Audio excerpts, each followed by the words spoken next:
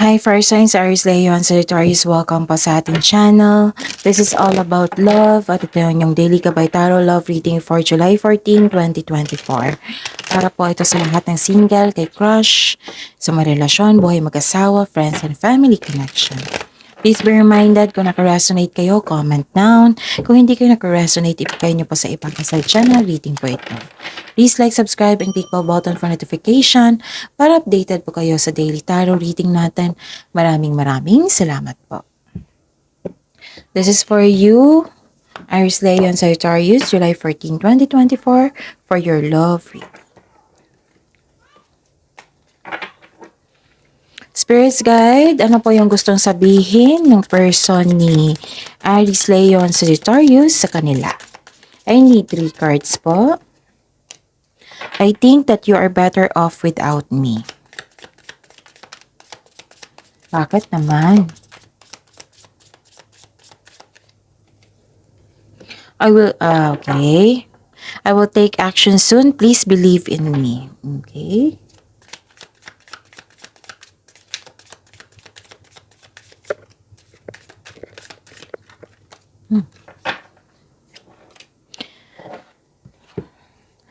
Okay, I am afraid of getting too serious. I have been hurt before. Okay. At ang taong ito ay nag-move on sa kanyang past love. Gusto niya maging fair ang treatment. Kasi may nararamdaman din siya sa iyo. So sa mga single yan ha. Pwede din sa mga may relasyon. Okay? Nag-put space itong taong ito para makapag-isip ng mabuti. Sigurista tong taong ito Gusto niyang, yung masunod yung gusto niya. Yung gusto niyang pumasok sa isang relasyon na sigurado siya. Ganon. Ayaw niyang masaktan ulit. Kasi siguro sa past love niya, sobrang nasaktan siya. Babalik po siya. Nagpa-process pa siya sa kanyang emotion. Siguro nag-overthink siya kasi may self-pity dito. Okay. So, I will take action soon. Please believe in me. Babalik po siya. Okay. Aayusin niya po yung sarili niya. Okay? So, I am afraid of getting too serious. I have been hurt before. Gusto niyang ma-save yung ininvest niya na time and effort Ayaw niya, gusto niyang pangmatagalan na relasyon. Oo. Yan yung gusto niya. Sigurista tong taong ito. Gusto may relasyon sa buhay mag-asawa, ayun. Nag-put space, nag-iisip. It might be may sitwasyon na kailangan na trigger siya, ganon. Pero itong give a chance for this person kasi magte-take siya ng action para makipag-connect sa inyo ulit.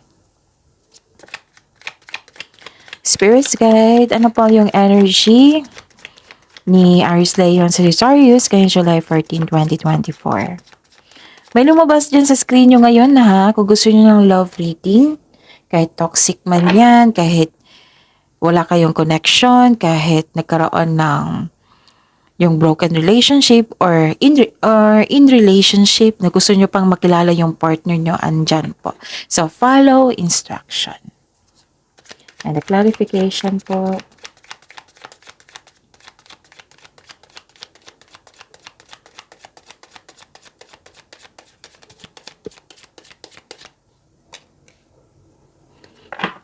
Kunin ko lang lahat ha. Challenges na ma-overcome po ni Aries, Leo, and Sagittarius ngayong July 14, 2024. And the clarification of this card po.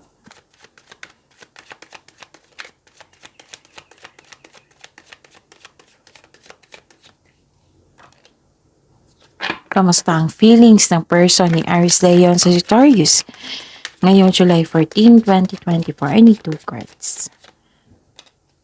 And the clarification of this card po.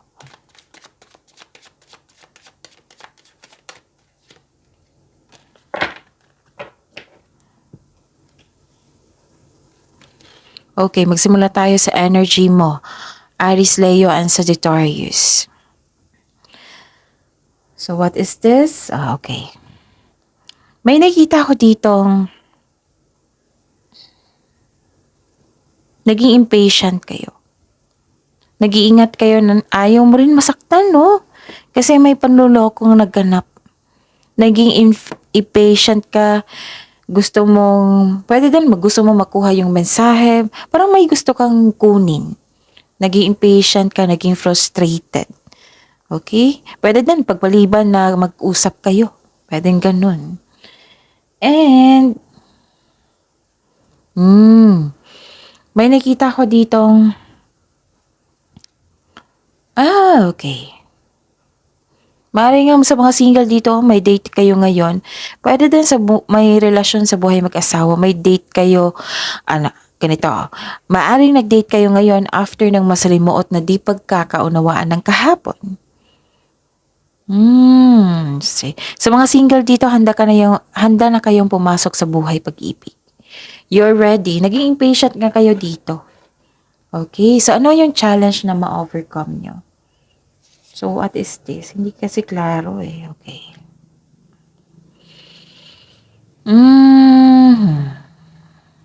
So, ano yung challenge? Okay. So, dalawang energy to ha. It might be you, it might be this person. Okay? Okay? May concern dito sa overspending sa trabaho. Pwedeng overspending sa pera. Oo. May concern na ganyan. Pero ang sabi po ng card dito, this card tells you na focus sa emotional and mental stability. You need to relax and listen to your intuition. Okay? Yun. At,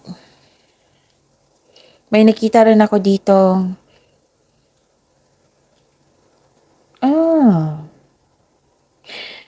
May bossy dito na gustong masunod ang gusto.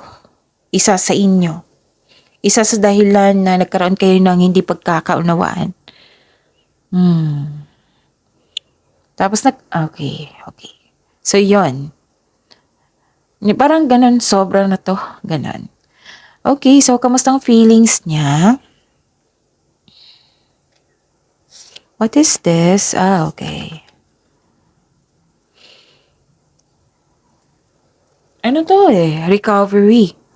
This is a good sign na okay. May freedom po siya, oh.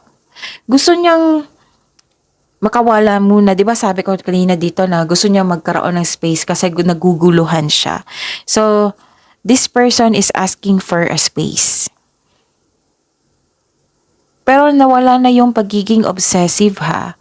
It might be this person is may concern sa obsessive, or it might be siya ang nagiging obsessive na nawala na nagkaroon na ng recovery. Okay? And, may nakita ko ditong